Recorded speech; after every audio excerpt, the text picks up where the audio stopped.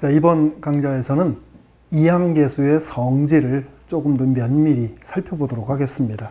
우리 앞서서 a 플러스 b의 n제곱을 전개를 하면 일반항이 어떻게 된다 그랬냐면 컨비네이션 n의 r에 a의 n-r제곱 b의 r제곱. 지금 우리는 a에 대한 내림차순으로 얘기를 하고 있는 거죠. 그랬을 때 이렇게 된다라고 얘기를 했어요. 0부터 n까지.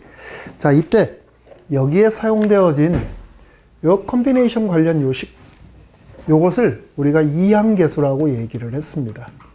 바로 이 이항계수가 일반적으로 어떤 성질을 가지고 있는지 그것들을 이번 시간에 한번 정리를 해보려고 그래요. 자, 그래서 일단 이항계수의 성질을 이렇게 좀 복잡한 스타일이 아닌 좀 간단하게 우리가 활용도가 높은 형태의 꼴로 바꾸어가지고 식을 좀 써보겠습니다. 1 플러스 x의 n제곱이라는 식을 한번 좀 체크를 해볼게요. 자, 이 식을 우리가 이 방식에 의해서 정리를 해주게 되면 컨비네이션 n0, n1의 x, n2의 x제곱 이런 식으로 식이 정리가 되어져요. n의 x의 n제곱 이렇게 정리가 되어지게 됩니다. 자, 이랬을 때 이 식에 대해서 x 대신에 우리가 1이 들어가면 어떨까 한번 보세요. 자, 1이 들어가면 일단 요거부터 볼게요. 1이 들어가면 n0, n1, n2, 점점점에서 n까지. 그죠? 그리고 여기 1이 들어갔으니까 얘가 2의 n제곱 이렇게 되어지겠네요. 근데 어디서 많이 본 거 아닌가요? 나중에 다시 한번 언급합시다. 자, 이번에는 또 x 대신에 마이너스 1이 들어갔다. 마이너스 1 한번 넣어볼게요. 들어가면 n0 마이너스 여기는 n1 플러스 n2 마이너스 어쩌고 해서 여기에 마이너스 1이 들어간다고 치면 마이너스 1에 n제곱하고 n 이렇게 되어지겠네요. 그죠? 그랬을 때 여기 마이너스 1이 들어가면 0하고 이렇게 만들어지게 돼요. 그죠? 그러니까 1이 들어가면 이게 플러스 기호로 쫙 연결이 되어지지만 마이너스 1이 들어가게 되면 플러스 마이너스 플러스 마이너스 플러스 마이너스 이렇게 되어지네요. 그죠? 그래서 구분합시다. 자, 이게 첫 번째 식, 두 번째 식 이렇게 구분하겠습니다. 자, 세 번째는 이런 거 한번 체크해 볼게요. 첫 번째 식하고 두 번째 식을 한번 좀 보태 봅시다. 자, 두 개 식을 보태면 얘 두 개 남고 이거 없어지고 두 개 남고 근데 가만 보니까 0, 2, 4, 6, 8 뒤에 선택개체가 짝수인 형태로 표시가 되는 것들은 두 개씩 남고 선택개체 한 개짜리는 다 없어져 버립니다. 그죠? 그러니까 우리 이렇게 쓸 수 있겠다. n0, n2 그러니까 여기가 짝수로 표시가 되어지는 것들은 두 개씩 남으니까 이거랑 이거랑 합치면 2의 n제곱, 2의 n-1제곱 이렇게 쓸 수 있겠네요. 됐습니까? 금방 이해가 되죠, 이런 거는. 자, 그 다음에 이번엔 빼볼게요. 이 식에서 이 식을 빼볼게요. 그러면 반대로 여기 선택개체가 짝수인 숫자 항들이 다 없어져 버리고 홀수인 것들만 살아남겠다. 그것도 두 개씩. 그럼 같은 구조니까 n1, n3, 점점점 해서 2의 n-1제곱 이렇게 표시가 되어지겠네요. 자, 이거 이외에도 이 식으로부터 우리가 생각해낼 수 있는 경우의 가지수는 엄청나게 많아요. 많은데 기본적으로 우리가 알고 있어야 될 이항계수들이죠. 이거 전부 다. 그쵸? 그것들에 대한 성질입니다. 얘가 지금. 그러니까 여러분들이 꼼꼼하게 체크를 해놔야 되는 식들 중에 하나예요. 이거를 외우려고 하는 사람들이 있는데 외우려고 들지 마세요. 일단 컨비네이션 식이 이런 이항계수가 이런 규칙성을 가지면서 만들어지는 그 구조의 꼴만 여러분들이 잘 봐두면 돼요. 그러고서 필요에 따라서 그때그때 정리해서 사용을 해주면 되는 겁니다. 됐죠? 자, 이게 지금 이항계수의 성질. 그러면 간단하게 우리 이런 예문 한번 좀 볼까요? 자, 예를 들어서 집합이 5개짜리 원소를 가지고 있는 집합이 있어요. 자, 이랬을 때 이것의 부분 집합의 개수. 갑자기 쉬운 문제가 나왔죠. 우리 1학년 때 부분 집합의 개수를 구하는 문제 어떻게 썼습니다? 어떻게 썼어요? 5개짜리니까 2의 5제곱 32개다 그랬었죠. 그죠? 그게 어떻게 나왔는지에 대한 언급은 그때 없었습니다. 그래서 여기서 그 부분까지 언급을 하면서 보도록 합시다. 자, 부분집합들 중에는 원소가 하나도 없는 게 있어요. 그러니까 5개의 원소들 중에 원소가 하나도 없는, 해당되는 게 없는, 그건 뭡니까? 공집합이죠. 이 중에 A든 B든 C든 D든 E든 어떤 하나만 포함하고 있는 부분집합. 5의 1. 2개를 포함한다. 5의 2. 3개. 5의 3. 5의 4. 5개 모두 다 5의 5. 그렇게 해서 만들어지는 부분집합의 개수는 이들의 합과 같은 거죠. 그럼 어떻게 되는 거예요? 얘는 5제로부터 5까지면 여기 지금 식을 보니까 n제로부터 nn까지면 2의 n제곱이라며. 여기가 5일 때니까 얘는 2의 5제곱. 이렇게 계산이 되어지는 거죠. 됐습니까? 그러니까 부분집합의 원소의 개수는 32개다. 이렇게 간단하게 계산이 되어져 버린다. 됐죠? 자, 그 다음 두 번째. 또 이런 응용 문제도 우리가 생각할 수가 있어요. 자, 오늘은 일요일이라고 합시다. 자, 오늘은 일요일. 네, 문득 이런 장난을 한번 쳐보고 싶어요. 오늘로부터 15의 7제곱 되는 날. 자, 이거 후는 무슨 요일일까? 갑자기 궁금해지지 않나요? 궁금증이 막 유발이 되어져야 되는데. 자, 오늘은 일요일인데 15의 7제곱이 되어지는 날을 후는 도대체 무슨 요일일까? 이거 한번 좀 판단해 봅시다. 야, 이거는 어떻게 될까? 15의 7제곱이면 규모가 상당히 큰 숫자예요. 그죠? 그렇다면 일단 주별로 끊어놔야 될 것 같아요. 몇 주 지나고 난 다음에 날인가에 대한 확인을 좀 해줄 필요가 있어요. 자, 그래서 우리 얘를 이렇게 한번 볼게요. 15의 7제곱은 1 더하기 14의 7제곱과 같습니다. 요렇게. 맞습니까? 그러면 이거를 전개하면 식의 구조가 어떻게 될까? 요대로 들어가는 거예요. 요대로 들어간 형태로부터 우리가 얘기를 꾸려나가면 되는 거니까 얘는 전개하면 7제로 더하기 7일의 14, 7,2의 14의 제곱 이런 식으로 가요. 그러면 조금 전에 우리가 이게 몇 주 뒤의 날인가라는 것을 확인을 한번 좀 해보자라고 얘기를 했는데 지금 보니까 이 뒤에는 전부 다 14의 제곱이에요. 그러면 이거는 몇 주나 지났을까 하는 것을 결정하는 요소지 몇 주 뒤냐는 아니에요. 그죠? 그러니까 필요로 하는 거는 얘만 필요한 거네. 몇 주가 지나고 난 다음 하루 더 뒤라는 얘기가 되는 거죠. 이게 지금 1이니까. 그렇죠?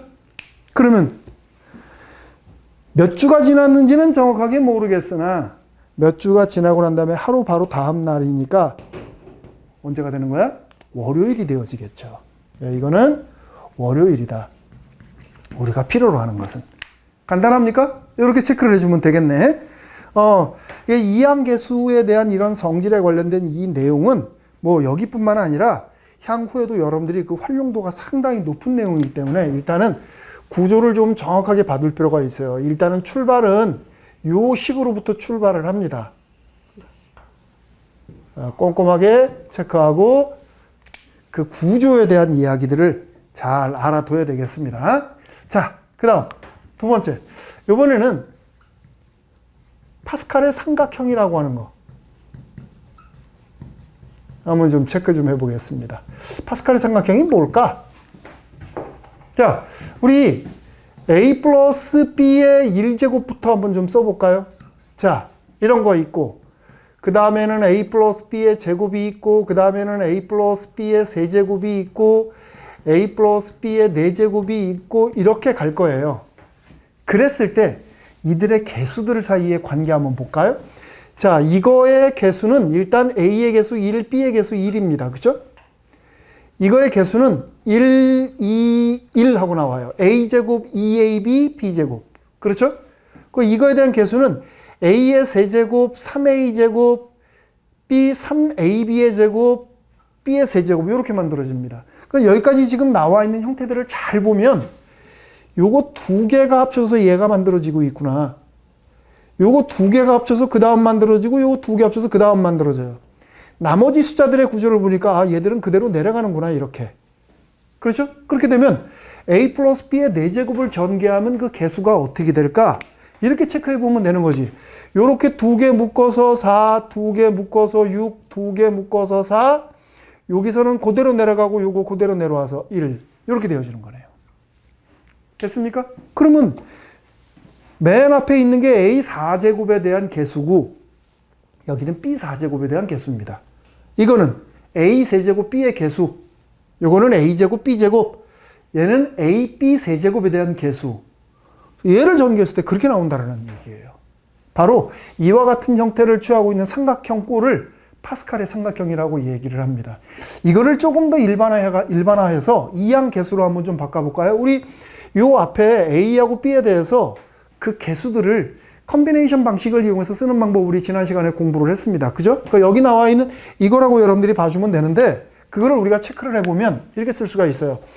얘는 컨비네이션 1, 0, 1, 1 이렇게 쓸 수 있어요. 그쵸? 여기 나와 요거의 개수는 2, 0, 2, 1, 2, 2 이렇게 쓸 수 있죠. 제곱한 거에 대한 개수니까.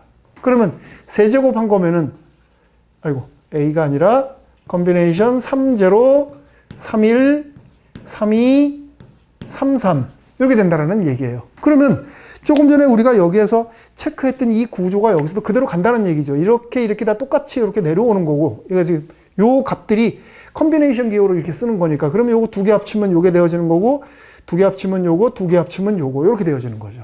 그러면 밑에서 우리가 A 플러스 B의 4제곱에 대한 구조식을 쓸 때에도 요거 그대로 또 쫓아온다는 얘기니까 이렇게 쓰면 되겠네. 컨비네이션 4, 0, 4, 1, 4, 2, 4, 3, 4, 4 했을 때 요렇게 내려오는 거고 가운데 있는 값들은 요렇게 합쳐져서 계산이 되어지는 거구나. 이렇게 체크할 수가 있는 거죠.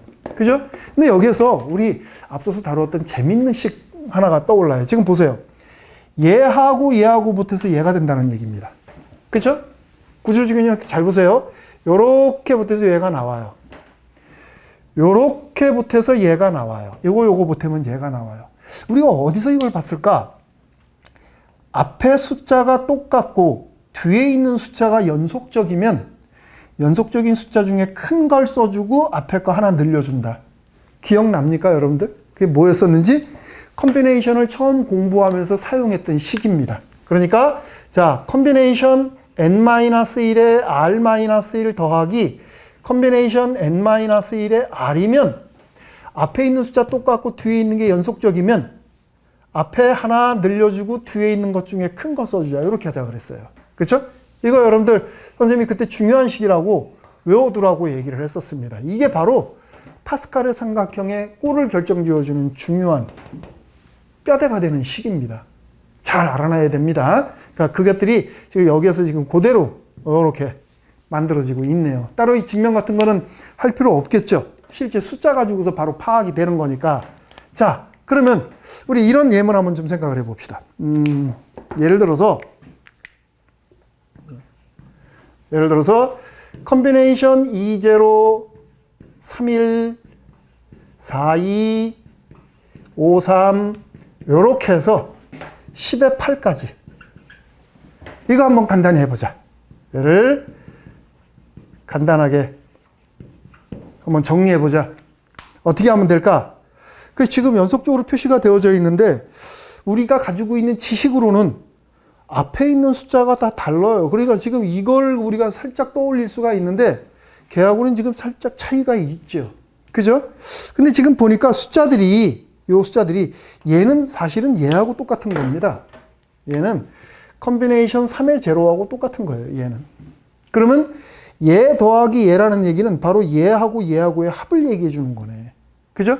살펴보니까 3, 3, 0, 1, 앞에 거 똑같고 뒤에 건 연속적이고 이 구조네요. 그러면 뒤에 큰 거를 써주고 앞에 거 하나 늘려주자. 큰 거를 써주고 하나 늘려주자. 4, 1 이렇게 되어지는 거네요. 됐습니까? 그러면 요거하고 요거 합치면 또 어떻게 되는 거야? 또 연속적이네. 그러니까 5, 2하고 같네요. 그죠? 요걸 또 묶어주니까 6, 3하고 같아요. 그러니까 이런 식으로 갈 거야. 매번 우리가 계속 할 거냐? 구조를 잘 보세요. 구조를 잘 보면 현재 얘하고 얘가 보태지면서 구조가 지금 어떻게 되냐면 요렇게 갔습니다. 요렇게 늘어났어요. 그러니까 얘가 보태지면서 그대로 내려갔고 하나 늘어났고, 그렇죠?